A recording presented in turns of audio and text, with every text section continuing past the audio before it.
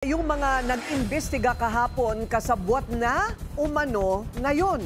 Dawit na rin ang dalawang senador sa mainit na flood control scandal. Ang detalye sa agenda report ni Joan Manalo live mula sa House of Representatives. Joan, ano na ang mga pasabog sa flood control investigation ng Kamara ngayong araw? Corina, nagbibiruan pa nga kahapon sina Senators Rodante Marcoleta at Jinggoy Estrada. Ani kasi Marcoleta, safe na si Estrada dahil ayon kay former DPWH Assistant Engineer Bryce Hernandez, walang mga senador ang sangkot o nakalink sa mga maanumalyang flood control project sa bansa. Pero kanina nag-iba ang kanta dito sa Kamara dahil galing na rin mismo kay Hernandez na milyon-milyon na raw ang nakulimbat ni Estrada at maging ni Senator Joel Villanueva. Pwede po bang huwag nyo na ako ibalik sa Senate, Your Honor? Kasi may mga involved pong senador dito. At hindi ko po alam ang magiging kapalaran ko pag binalik nyo ako doon. Ito ang ibinunyag ni former DPWH Bulacan Assistant District Engineer Bryce Hernandez sa pangalawang House Infrastructure Committee hearing ngayong araw. Habang kinukwestiyon ni Ako Bicol Portales Representative Alfredo Garbin si Hernandez, harap-harapan niyang pinangalanan ang dati niyang boss na si dismissed DPWH Bulacan 1st District Engineer Henry Alcantara. Ani Hernandez, simula 2022 hanggang 2025 ay kahon-kahon na pera ang hinahatid sa kanyang opisina na kinukuha rin umano ni Alcantara. Dagdag pa niya, hindi raw siya sigurado kung kay Alcantara ba napupunta lahat ng pera. Alam mo, Engineer Bryce, sabi ko sa'yo, itong committee na to, you can only be protected if you will say the truth. Naintindihan mo po ba? Para magsalita po ako ng mga involved dito kung kanino po napupunta yon, siyempre, tatakot din po ako sa buhay ko, sa pamilya ko. Kasi hindi naman po birong tao itong mga involved dito eh. Pinangako naman ni Garbin na poprotektahan siya ng komite basta't hindi siya nagsisinungaling. Dito na nagsimulang kumanta si Hernandez. Inamin nito na naging bagman na lang daw ng mga politiko ang DPWH engineers. Sabi ni Senator Marcoleta kahapon, ligtas ka na. Hindi po ito totoo. Si Senator Jinggoy Estrada, Senator Joel Villanueva, Yusek Robert Bernardo, at D. Alcantara.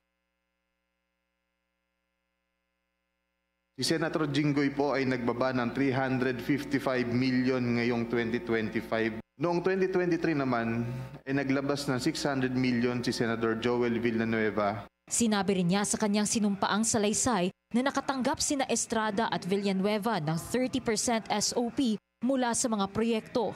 Si Alcantara naman, tumanggap daw ng at least 3% na kickback mula sa lahat ng proyektong naipasa mula sa kanilang district office. At nagdemand pa raw ng additional 2% finder's fee mula sa mga contractor. Mariin naman itong itinanggi ni Alcantara. Your Honor, tungkol po sa sinasabi niya na ako po ang kausap ng mga politiko. Hindi po totoo yan na ako yung nagdi-deliver sa mga politiko.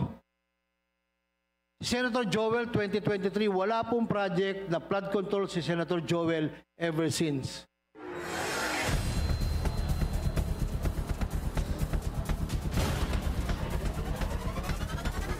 Corina, kanina sa gitna ng interpellation ay nakwento rin ni Hernandez yung naging malapit at malalim nilang relasyon ni Alcantara bilang nagtatrabaho sila sa parehong district office at nakwento niya na noong pumasok daw si Alcantara noong 2019 sa district office, sa first district office ng Bulacan ay ayun nga nakagaanan niya ng loob pagkapasok niya noong 2021 naman dahil naging boss niya si Alcantara. At dahil syempre bago si Hernandez sa district office, inamin niya kanina sa interpellation na kinailangan niyang sumipsip kay Hernandez, kay Alcantara rather, at ayun nakagaanan niya ng loob at nakuha niya raw yung tiwala ni Alcantara. So yun din daw yung naging dahilan bakit medyo naging mabilis yung promotion ni Hernandez dahil inirekomenda din siya ni Alcantara na maging Assistant District Engineer noong 2022.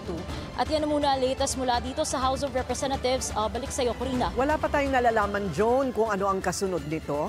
Pagkatapos na magsiwalat o maglaglag ng ganyang mga pangalan, itong si Ginoong Bryce, ano po ang kasunod nun? Hindi na talaga siya ibabalik sa Senado dahil sa nanganganib o natatakot siyang nanganganib na ang kanyang buhay ngayon. Yes, Corina, tama ka dyan. Kanina lang ay sinabi rin ni House Infra Committee Co-Chair Terry Ridon na nagkasundo na yung Senado at yung Kamara na ilagay under PNP Custodial Center si Hernandez para nga mapanatili yung kaligtasan niya. So sinabi din kanina na magiging under pa rin ng supervision ng Office of the Sergeant at Arms ng Senado si Hernandez. Paraan nga ito para matiyak na walang makakagalaw dito kay Hernandez. So kanina din, nabanggit din kasi si JP Mendoza, isa ring DPWH engineer. Siya naman ay mapapasailalim ng protective custody, sabi din ito ni Ridon, dahil gusto rin daw talaga nilang masiguro na yung mga nagsasalita para nga mabunyag talaga kung ano yung mga anomalya sa flood control project ay maging ligtas sa kanilang mga pagsisiwalat. So, yun po yung updates so far. Corina. So Joan, huli na lang, pagka nagbabanggit sila ng pangalan, walang kasamang resibo? Ibig ko sabihin yung ebidensya o kaya trail o kaya litrato na hawak yung pera, talagang pangalan lang ang kanilang sinasabi?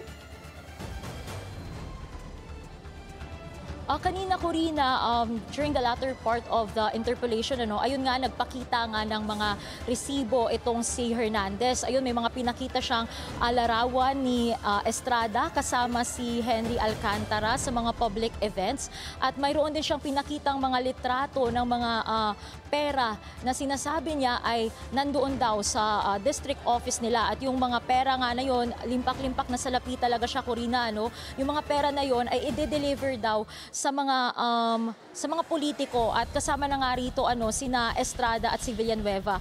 Nabanggit din kanina ni Hernandez na may isang beses pa nga raw na yung pera na galing sa kanilang opisina ay dineliver talaga mismo sa bahay ni Villanueva sa Bocaue, Bulacan. Corina. Medyo matagal pa ito kasi kailangan pa talagang iurirat kung saan galing itong mga sinasabing resibo. Maraming salamat, Joan Manalo. Live nag-uulat mula sa Kamara. Manatiling nakatutok sa Bilyonaryo News Channel. Sumubaybay sa aming social media accounts at mag-subscribe sa aming YouTube channel para sa mga bago at eksklusibong balita.